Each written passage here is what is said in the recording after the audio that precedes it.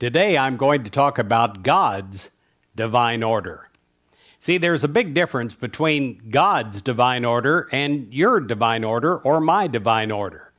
Early on, I thought that divine order, perfect order, would be if things were exactly the way I wanted them to be. And sometimes I did what I pray you didn't do in your life, and that is push and pull and struggle until I got my way. Sometimes I won, sometimes I didn't, but when I did win, I didn't win. Not at all. It turned out many times to be the worst thing that could have happened. And yet, when we allow God's divine order to come, well, then we've got some real good things to work with in our lives. In Job 33, verse 5, it says, "Set your words in order before me. Take your stand." Well, I want to take my stand right before God, and I want to go where God leads me. Often I won't know the path ahead of time. Maybe it'll seem strange, but if I go with God, it will turn out to be the very best. I guarantee that.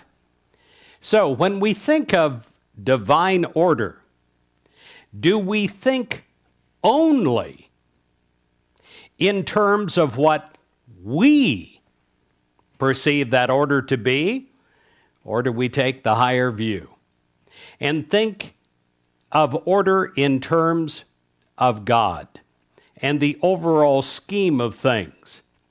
Well, regardless, my friend, of how we perceive order, we can be sure that in spite of any appearance to the contrary, God's perfect order is always present in our lives, if we let it, and in the lives of those that we hold dear, if they let it take place.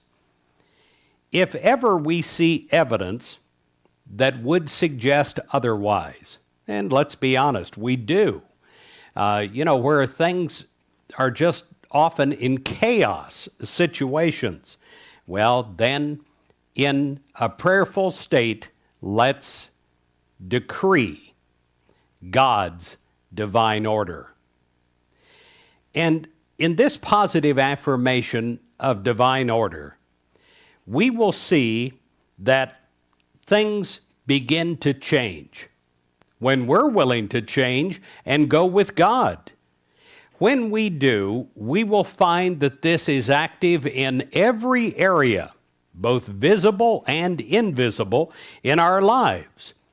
Knowing the truth of God, we are assured that we can never be separate from our good. So today, I pray for you and for those that you hold dear, God's divine order.